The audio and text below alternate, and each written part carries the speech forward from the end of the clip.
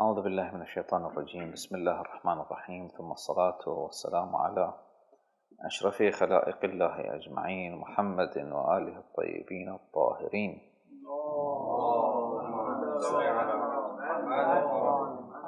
لا سيما بقية الله في الأراضين، مهدي هذه الأمة وخاتم الأئمة الحجة بن الحسن العسكري، روحي وأرواح العالمين لتراب مقدمي الفداء. قال الله العظيم في محكم كتابه الكريم: أعوذ بالله من الشيطان الرجيم، بسم الله الرحمن الرحيم. ولا تخف ما ليس لك به علم، إن السمع والبصر والفؤاد كل أولئك كان عنه مسؤولا. آمنا بالله. صدق الله العلي العظيم. اللهم صل على محمد وآل محمد. And the dua that Rasulullah sallallahu alayhi wa sallam recited when he sees the crescent of the month of Rajab, he would say: Allahumma barik lana fi Rajab wa Sha'ban wa ballighna shahra Ramadan wa anna ala as-siyam wal qiyam wa hifdh al-lisan wa ghadh al-basar wa la taj'al haddana minhu al-ju'a wal 'atash. Rasulullah sallallahu alayhi wa sallam says, make us reach the month of Ramadan and help us observe fasting and do acts of worship, suppress our tongue from saying anything improper, and cast down our eyes against what is forbidden for us to look at. Some might say, why did you mention the dua that Rasulullah sallallahu alayhi wa sallam says at the beginning of month of Rajab, and now we are towards the end of month of Sha'ban? What I want to get at is, see, Rasulullah sallallahu alayhi wa sallam says indirectly again to me and you, to the mu'mins, to the Muslimin, that the preparation for the month of Ramadan starts from the month of Rajab. 2 months prior, Rasulullah sallallahu alayhi wa sallam asked Allah subhanahu wa ta'ala for us to reach the month of Ramadan. Truly, that in itself, it's a dua. Some people, they cannot reach the blessing of the month of Ramadan. See how important is it for Rasulullah to teach us this, that first of all, ask Allah subhanahu wa ta'ala to extend your life, to reach at least the month of Ramadan. Then to prepare yourself from month of Rajab. They say one of the reasons behind the philosophy of fasting during the month of Rajab, to prepare yourself mentally, spiritually.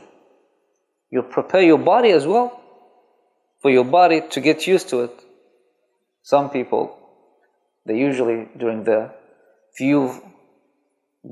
first few days of the month of Ramadan, see them, they cannot talk properly. They are just, their whole mind and thought about iftar. Whatever they think of, okay, what we will have today, that's not going to be enough. You see, people prepare for month of Ramadan in terms of what they eat before the month of Ramadan, right? You see, if you go to the bazaars here in the Muslim country, it's busy. Like the dates run out, the jellos, the custard, all that start like going, the sweets. People are preparing for that. But instead, they should prepare for what? For their spirits. Because this, and you see people after the fasting, they just want to lie down and take a nap. Like quarter of the night will be gone. And usually it doesn't fall on like the whole month, like a break, especially for the people who are adults and work. So they need to get up in the morning. So what will be left what they will be left with is just that day, the night will be gone. The nights of the month of Ramadan will be gone for them. That's it. Why? Because they didn't prepare for it. Their body wasn't prepared for this. But if you gradually get there, they say, of course, that as a saying, as an example, that they saw this old lady carries a cow to the rooftop. They told her, like, you're an old lady. How can you handle the heaviness of this cow? She said that since this cow was a calf and was born, I took it every night to the roof. So now my body got used to the heaviness of that, because I gradually went there. You see, those people who are bodybuilders, they're not going to go straight to the 100 kilogram, like gradually. We need to do this even in terms with our body. I've seen people truly, they say, and they told me that the first few days of month of Ramadan, they are like, they have a headache, they are always like dizzy and like just having all this thought about, you know, like there's a chicken flying in front of their eyes and there's like all kinds. So that's what they can think of. And Allah subhanahu wa ta'ala says, شهر رمضان الذي أنزل فيه القرآن. الله أكبر. How great this month is that Allah subhanahu wa ta'ala revealed and sent down the Quran. لو أنزلنا هذا القرآن على جبل لرأيته خاشعا متصدعا من خشية الله. This Quran, if it was comes down on a mountain, the mountain will be what? Humble. The mountains will be humbled and fearful for Allah subhanahu wa ta'ala. So Rasulullah sallallahu alayhi wa sallam says that, and help us.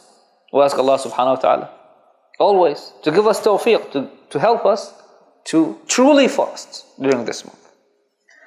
وَعَنَّا عَلَى الصِّيَامِ. First siyam and qiyam. What is siyam? Siyam is fasting. What is qiyam? Qiyam al-layl. Qiyam is what? Prayers at night. وَحِفْظِ اللِّسَانِ. Allahu Akbar. وَحِفْظِ اللِّسَانِ.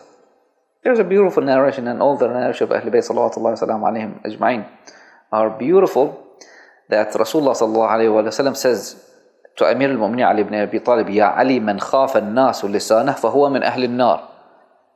If people fear someone because of his tongue, because of the sharpness of his tongue, he will be what? From the people of hellfire.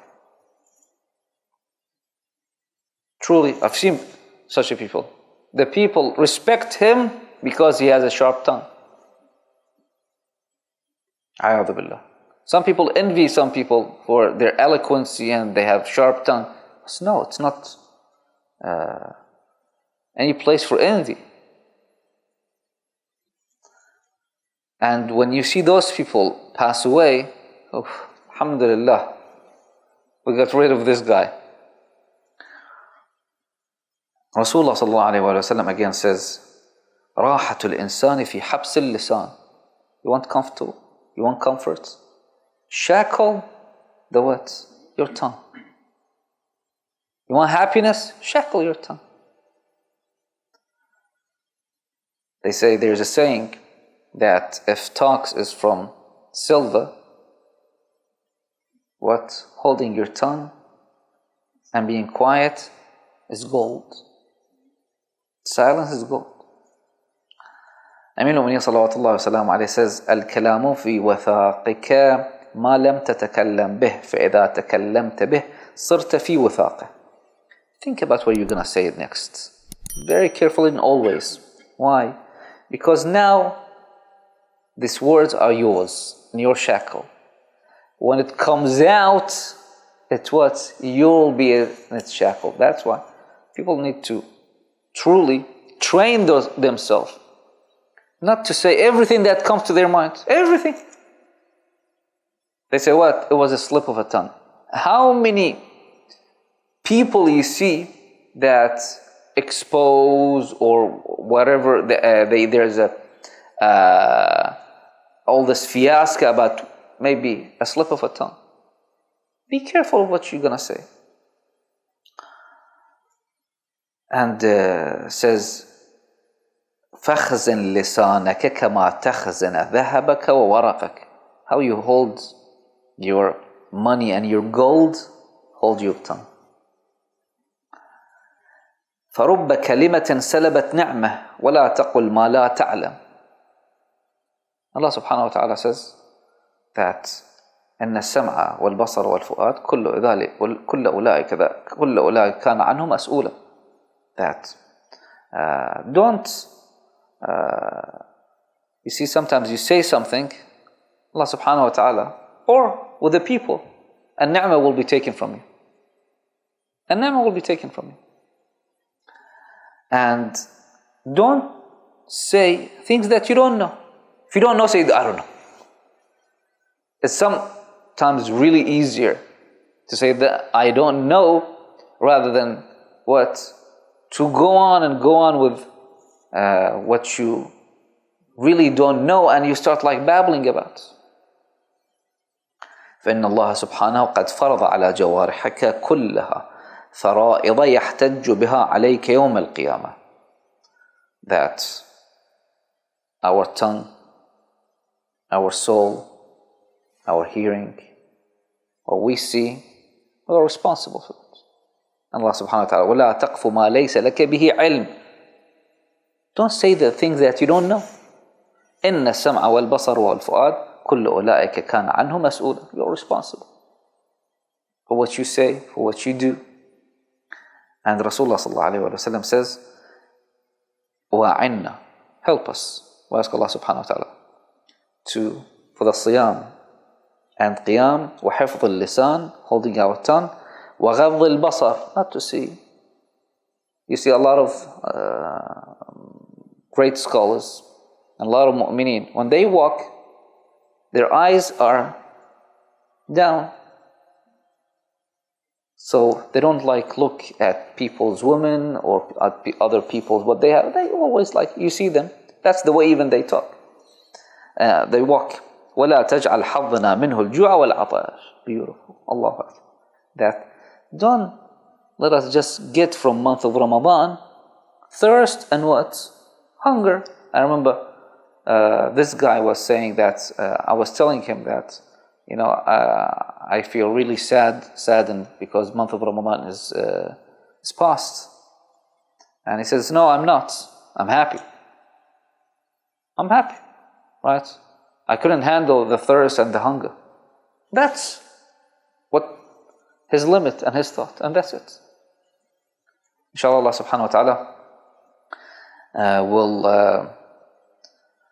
help us on this our journey through this month, the month of Ramadan, and inshallah Allah subhanahu wa ta'ala will especially forgive us in this blessed month of Ramadan, inshallah.